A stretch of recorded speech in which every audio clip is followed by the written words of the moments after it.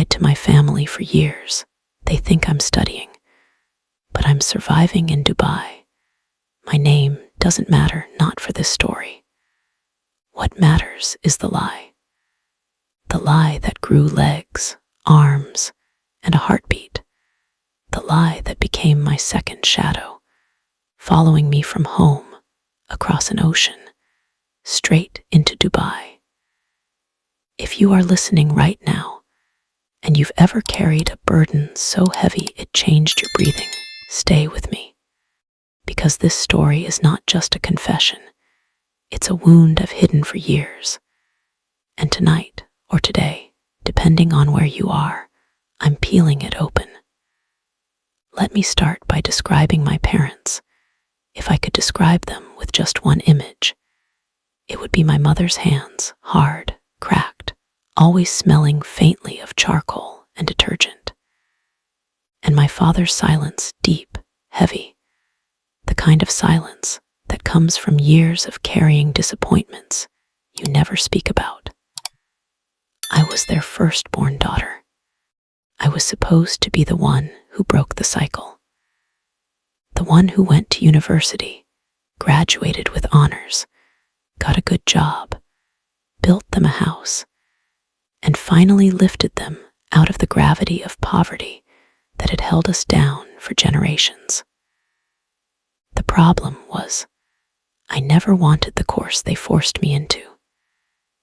Teaching will change our family forever, my mother used to say, her eyes shining with a hope that wasn't even mine.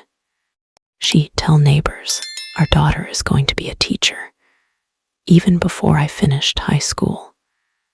The pressure wasn't spoken, it was breathed. It lived in our walls.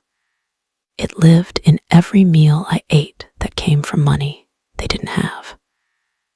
So the day I got accepted into university, my mother ululated so loudly the neighbors thought someone had died. Maybe someone did. Maybe it was the version of me that could have spoken up. University, for most people, is freedom. Parties, friends, some sense of becoming. For me, it was the beginning of drowning. The lectures were long, the material dense, and every time I sat in a class, surrounded by students who genuinely wanted to be there, I felt like a thief stealing a future that didn't belong to me. But fear kept me silent. Guilt glued my tongue to the roof of my mouth. I couldn't bear the idea of disappointing my parents after everything they had sacrificed. So I stayed. I stayed even when my grades began slipping. I stayed even when I started avoiding lectures, because my heart would thump painfully every time a lecturer asked a question. I stayed even when my roommate told me, "Girl, you look like someone fighting invisible demons." She was right. I was fighting myself. By the end of first year, I was failing. Not just academically, emotionally, spiritually. Every day felt like walking through thick mud. It reached the turning point. The day my life snapped in half came on a cold Tuesday morning. It was exam day. I walked into an exam room, sat down, stared at the paper, and blacked out. Not fainting, not collapsing, just silence in my mind. Emptiness, like my brain refused to continue pretending. I walked out after 2 minutes. I didn't even write my name. I went back to my room, packed some things, and disappeared from school for a while. One night, as I lay on my small bed, staring at the familiar cracks on the ceiling, I knew something. I couldn't do this anymore, but I also couldn't tell them. The next day, I made a decision that would change everything. I dropped out, just like that. I didn't inform the university. I didn't request a leave. I just walked away. But instead of going home and telling them the truth, I lied. I pretended everything was fine. I texted my mother, "Classes are okay." I texted my father, "I passed the exam." I lived two lives, one in my parents' minds and one in my reality. But lies grow. They require maintenance. They become hungry beasts that demand more lies to survive. And mine grew teeth. It reached a point where I couldn't afford to pretend anymore. I had no tuition fees, no hostel, no registration for the second year. That's when the idea of leaving the country began whispering in my ear. Dubai. Everyone talked about it like it was a magic city, shiny, rich, full of opportunities. A place where even the most hopeless could start again. I hated how desperate I was, but desperation pushes you into places hope never could. I found an agent, one of those men who speak fast and promise heaven, even though they're selling hell. He told me, "Jobs are plenty. You'll be working in 2 days." I believed him, because I needed to believe something. I borrowed money from a friend. I sold my phone. I sold my laptop. And within 3 weeks, I had a visa and a one-way ticket. The night before I left, I sat in my room and cried silently into my pillow. My friend walked in and hugged me, thinking I was nervous about university exams. If she knew I was flying to Dubai instead, if she knew I was about to vanish from the life she thought she knew, her heart would have shattered into dust. My roommate handed me a small envelope with the little money she had saved. "For pocket money," she said. I almost collapsed from guilt. The next morning, I lied to my parents again. "I'm going back to campus." But instead, I boarded a bus to the airport. The plane ride was the longest 6 hours of my life. Every cloud beneath us felt like judgment. Every announcement from the pilot felt like a reminder that I was running away from everything. When I landed in Dubai, the heat slapped me across the face, thick, heavy, unforgiving. The airport was huge, bright, overwhelming. And for the first time, I realized something terrifying. I was completely alone. The agent had promised to pick me up. He didn't. I waited for 4 hours, calling his number again and again. No answer. My heart sank. I thought I'd been scammed. I thought my life had ended before it even started. Finally, around midnight, a random driver approached me. "You the girl from Kenya?" I nodded. "Come." Everything in me screamed not to follow. But I had nowhere else to go. He took me to a tiny bed space apartment, 6 women in one room, triple-decker beds. The air thick with humidity and exhaustion. "Welcome to your new home," he said coldly. That night, I cried until my chest hurt. I kept replaying my mother's voice, my father's silence, their pride, their hope, and my betrayal. For the first 2 weeks, I had no job, no income, no support. I lived on bread and water, sometimes tea. I shared a mattress with a stranger who cried in her sleep every night. I walked through the streets of Dubai with blistered feet, dropping my CV in every shop, every restaurant, even cleaning companies. The rejection was brutal. The heat was punishing. The loneliness deafening. But the worst part was pretending. Pretending to my parents that everything was okay. Pretending I was in university. Pretending I hadn't destroyed their dreams. I would wake up at 4 a.m. to send them messages like, "Going to class now. Library day today. Group discussion was great. Meanwhile, I was scrubbing toilets in a mall, wiping tables in a cafeteria, walking home at 2 a.m. exhausted, sweaty, and numb.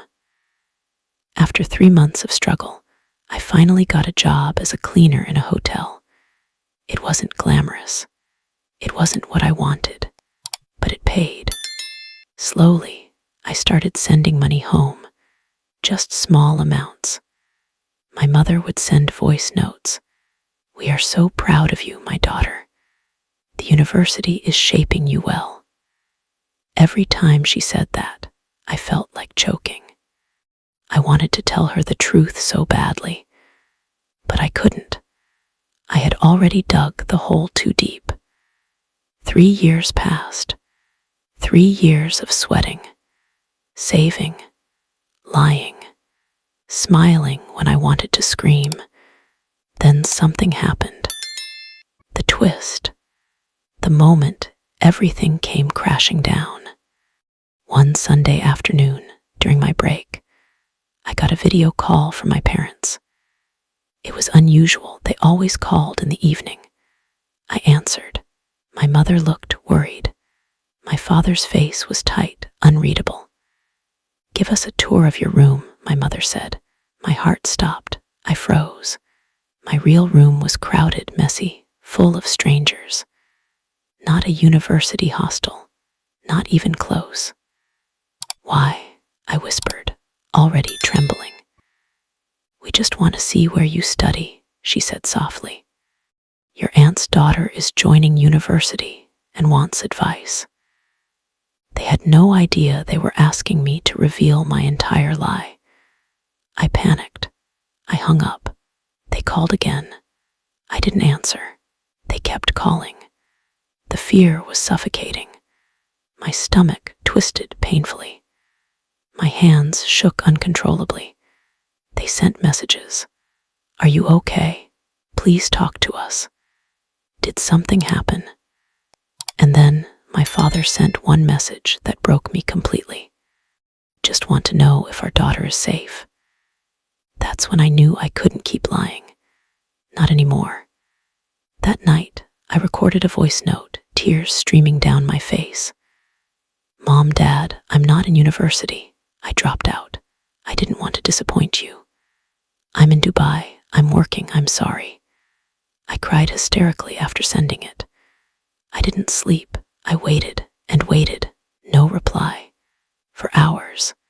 Then, at around 4 a.m., my father sent just one message. "Come home." 2 words, sharp, cutting. Final. I didn't reply. I couldn't. I wasn't ready to face their disappointment. I didn't go home immediately. I couldn't. After my father sent those 2 cold, sharp words, "Come home," my entire world collapsed into a silence that felt heavier than any insult, any shouting, any anger they could have thrown at me. It's strange how silence can hurt more than screaming. For 2 full days, I didn't eat. I didn't sleep.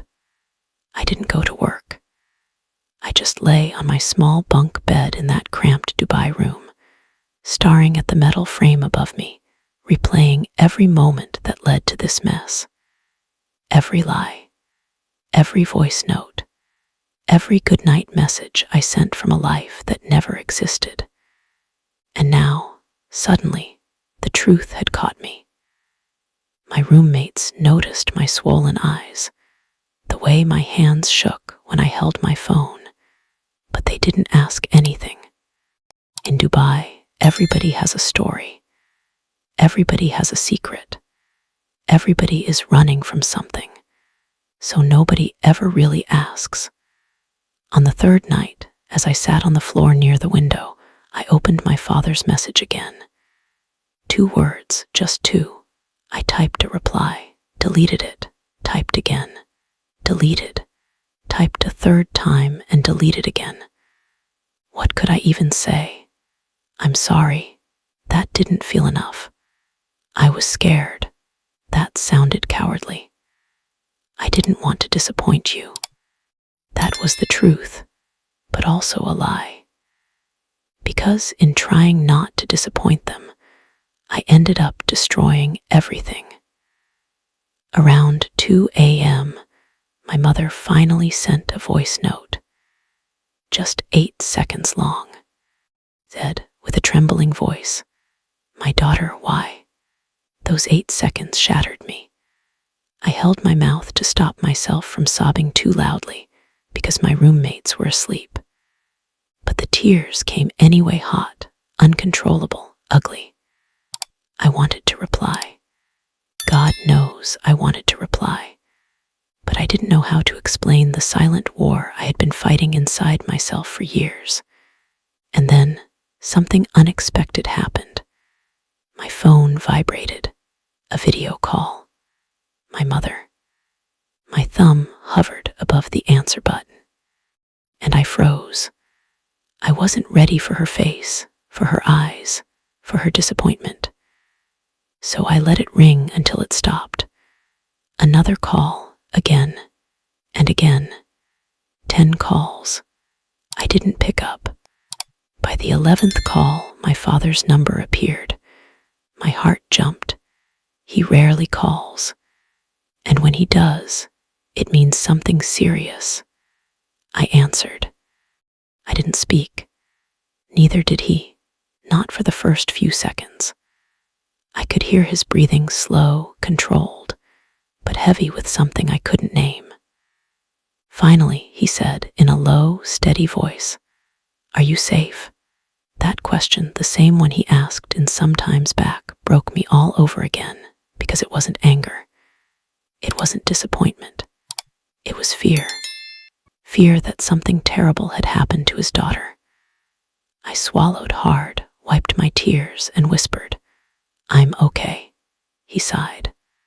A long, heartbreaking sigh. Then he asked, "Why didn't you tell us?" My throat closed. I tried to speak, but the words jammed inside me. "I didn't want to disappoint you," I whispered finally. There was silence on his end. Then, softly, "You have disappointed us more by hiding." That sentence hit deeper than any slap. Before I could respond, my mother took the phone. Her voice was shaking. "We don't care about the course. We don't care about university. We only care about you. Why did you run away?" I broke down. All the emotions I had buried, fear, guilt, shame, exploded out of me in sobs I couldn't control. I didn't know how to tell you. I felt trapped. I felt like a failure. I didn't want to break your hearts. My mother cried too. My father didn't cry. But he said something that felt like a knife sliding into my chest. "We trusted you." I wanted to sink into the floor. After a few moments, my mother said something completely unexpected. "We want to come see you." My blood went cold. No, no, no, no. They couldn't come to Dubai. They couldn't see where I lived. They couldn't see the bed space, the shared toilets, the life I had been hiding behind carefully crafted lies. So I panicked. "It's not possible," I said quickly. "I'm too busy. The rules here are strict. Visitors aren't allowed." More lies. My father responded, "If you cannot come home, we will come to you." I didn't know what to do. That night, I didn't sleep at all. A week later, something happened that changed everything. My mother messaged me early in the morning. "We have been calling the university." My heart stopped. I read the next message. "They have no record of you for the past 3 years." I felt the world tilt. Then they told us you dropped out. They knew everything. Everything. The lies, the forged stories, the made-up group discussions, the fake exam schedules, all of it had come crashing down. My mother typed, "Where are you living? Send us your real location." My hands shook violently. I felt like vomiting. I didn't know whether to tell them the truth or hide again. But something inside me snapped. I was tired. Tired of running. Tired of lying. Tired of living two lives. So I sent it. My real location. The exact pin. No turning back now. My mother called instantly. I answered. "Are you really living there?" she asked. "Yes. In that place," she whispered, heartbreak in every syllable. "Yes," she cried.